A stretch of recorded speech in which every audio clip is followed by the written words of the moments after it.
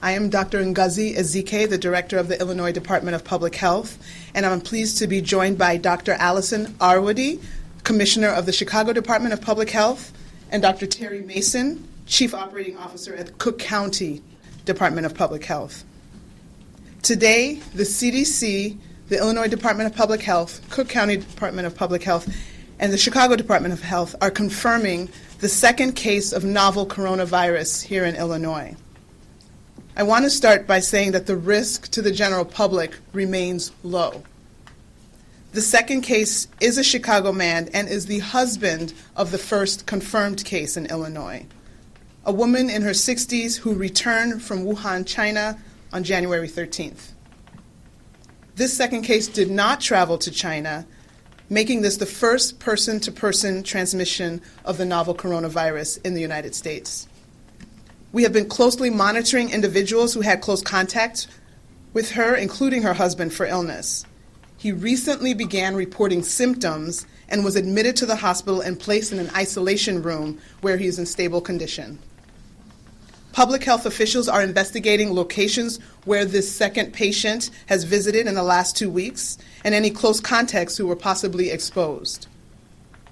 Public health and medical professionals are taking a cautious approach in identifying and actively monitoring individuals, such as healthcare workers who may have been in contact with either of the confirmed cases in an effort to reduce the risk of additional secondary transmission. Currently in Illinois, there are 21 individuals who are considered persons under investigation.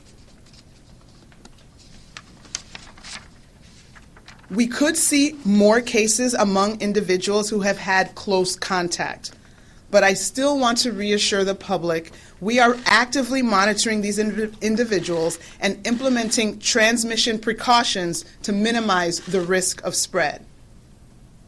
Again, the risk to the general public in Illinois remains low. This person-to-person spread was between two very close contacts, a husband and wife. The virus is not spreading widely across the community at this time. We are not recommending people in the general public take additional precautions such as canceling activities or avoiding going out of their homes.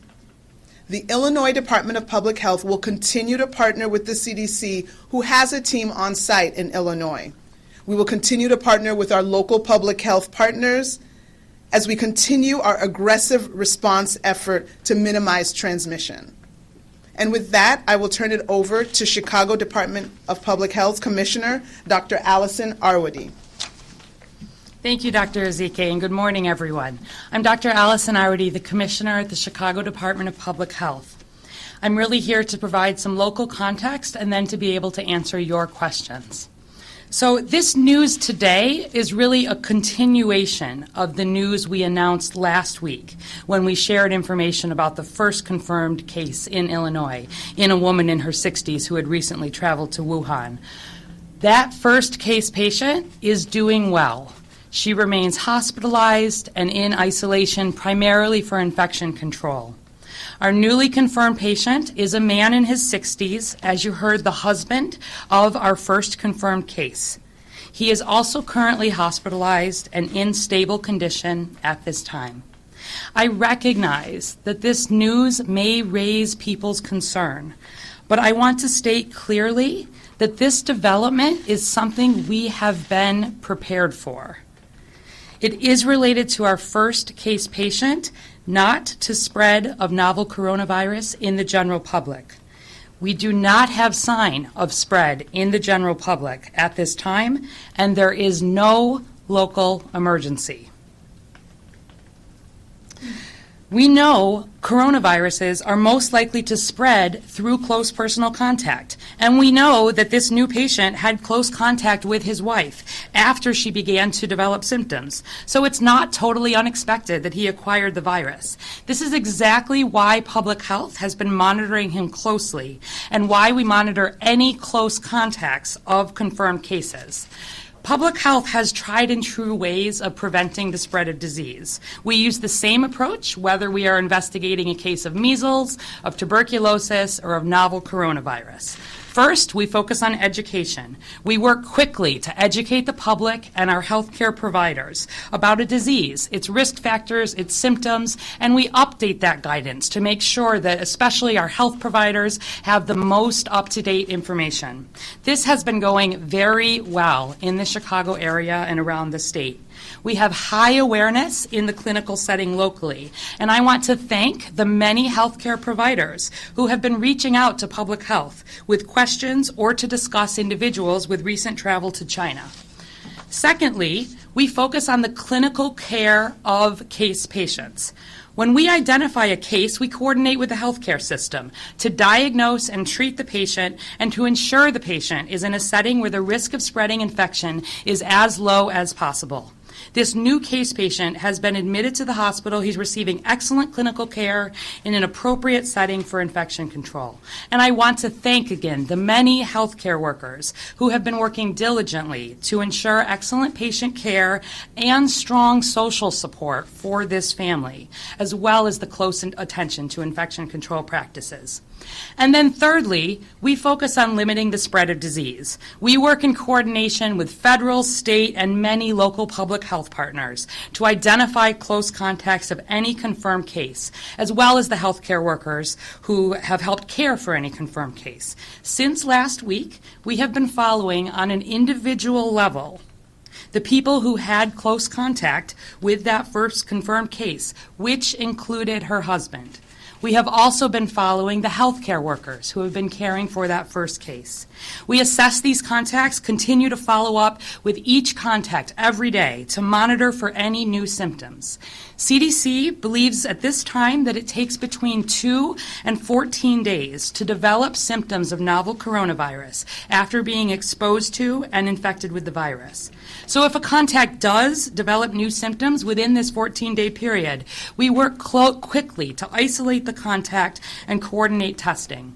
This standard public health approach is the CDC recommendation, and it is how our case patient was identified.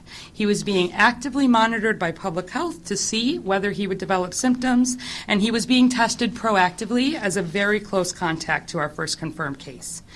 Now that his test is positive for novel coronavirus, we will ensure appropriate follow-up with his close contacts, just as we did for his wife.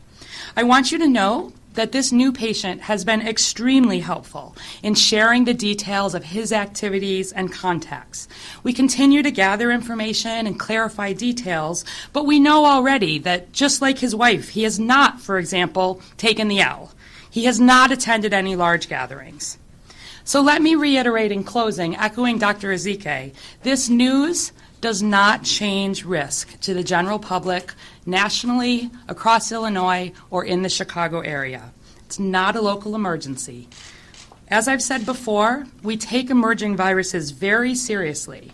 There are still many unanswered questions about this novel virus, and that's why we're pleased to have CDC on the ground really helping as part of this investigation.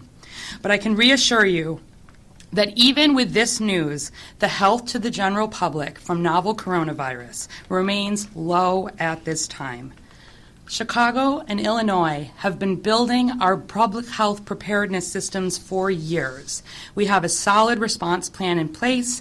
There is no need for the general public to change their behavior in any way based on today's news, and we will continue to update you if we have any additional information to share. With that, I would be happy to take questions. So you mentioned that you mentioned there was Can you confirm if he took a flight to Cleveland as recently as this week? Has he been going to work? So I can confirm that the patient was placed into isolation on the day that he developed symptoms, in line with CDC guidance. When was that? That was 2 days ago. Is isolation the same as quarantine? Is it just a matter of terminology? Yeah, thanks for asking that question. It's a great question. So isolation actually refers to putting individuals into a setting where they are unlikely to transmit disease when they themselves may have symptoms. Quarantine actually refers to taking healthy individuals and restricting their movement in some way.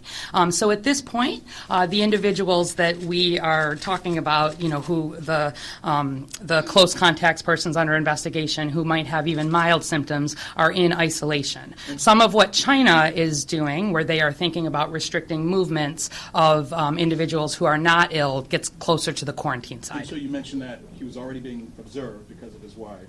So did he self-report his condition, or was it kind of fairly obvious? Yeah, that's a great question, too. So what we do in public health is, first of all, work really hard to get a clear assessment of the persons who could potentially be at risk of spread for this patient. So that includes his close contacts.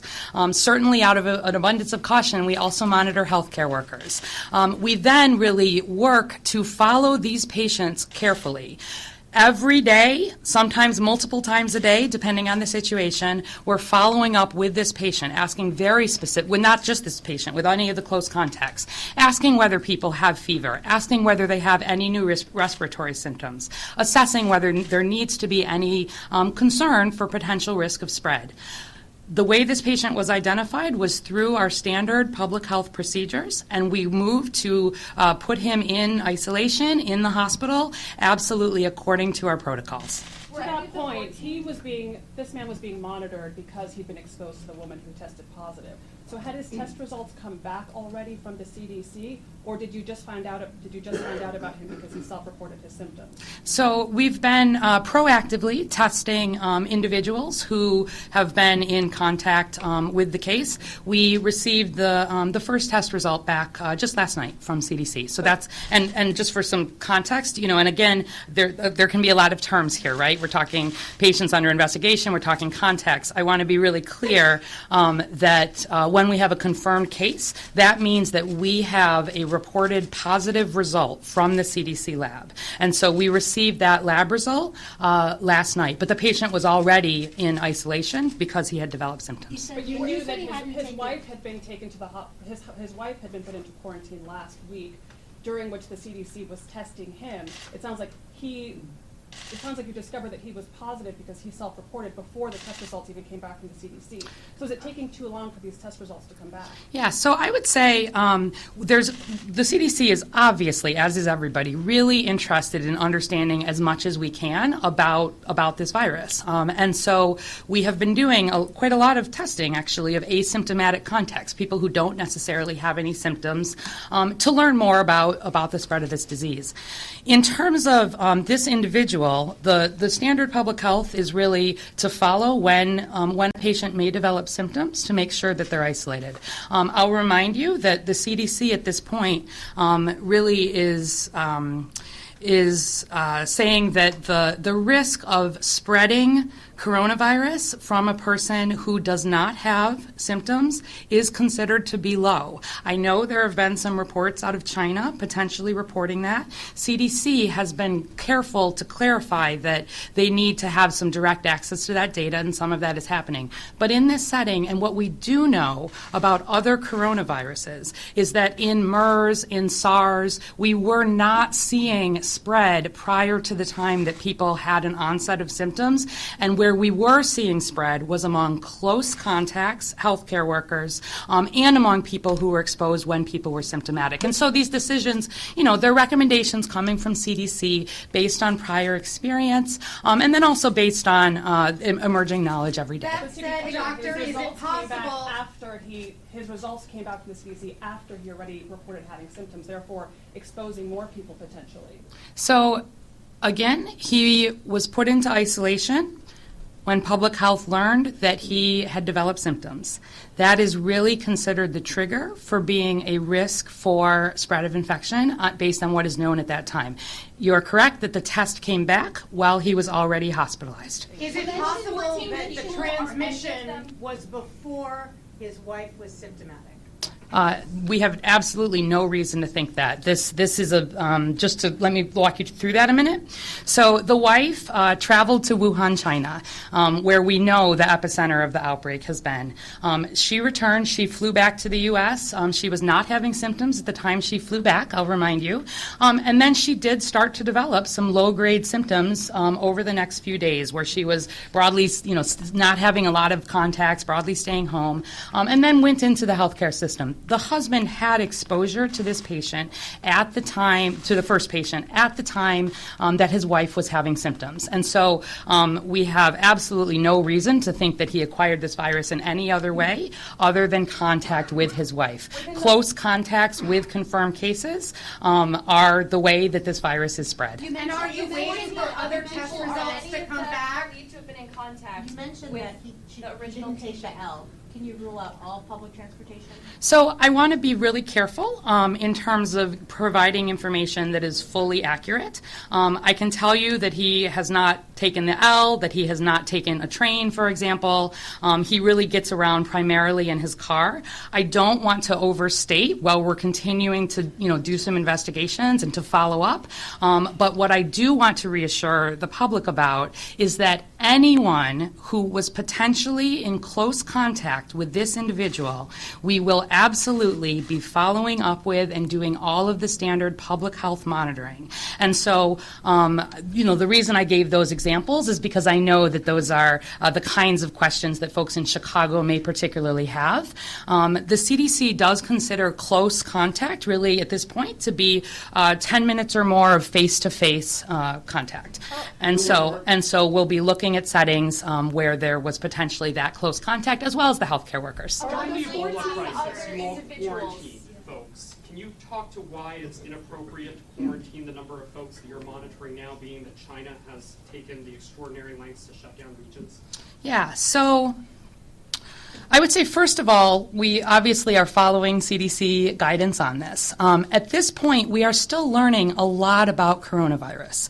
We know that the novel coronavirus is just one in the family of coronaviruses. And there are coronaviruses that are similar to the common cold. And then there are coronaviruses that are more like SARS or more like MERS. And so we're learning really more every day, both about the severity of this disease and about its spread. While that information is coming out, the CDC, I think very appropriately, is making its recommendations based on what we do know about prior coronaviruses. I'll tell you, before being at the Chicago Department of Public Health, I actually worked for the CDC, and I worked on the investigation of Middle East respiratory syndrome, of MERS. I was in Saudi Arabia as part of that team. It is a lot of work to make sure that we are getting, as a country, the absolute best public health information. So I think it is really important. I'm really committed, and the state's really committed to following that best guidance. So why not isolate the larger number? So certainly at this point, where the belief from CDC is that there is not a significant risk of spread before people develop symptoms, that is not a setting in which we would want to be thinking about overusing resources where that's not necessary. I think obviously as we learn more, it could be possible that we could see that guidance change, but at this point, where we are in terms of what we know about this virus, that would be a very aggressive nature. China has thousands of cases, I'll just remind people, has had many deaths, has had extensive person-to-person transmission, and they're seeing spread in the community potentially. We are not seeing spread in the community. We have one case that is a close contact of our prior confirmed case who had traveled to Wuhan. In that setting, there is not risk to the general community at this time, based on what we know. And so, we'll be following that guidance, but at this point, I think that's where we are. Thank you very much. That's me a last With question. these 14 other individuals, do we have reason to believe Okay. any of them Thank you were very in much. contact with this Can you first spell patient your or the name? second patient? Arwady, A-R-W-A-D-Y. Okay, and your name is? Ngozi, Ngozy, I, and then Ezike. E-Z-I-K. Thank you both When can very we much. expect the next briefing? She's doing me. Thank you all. Thank you. I love rock.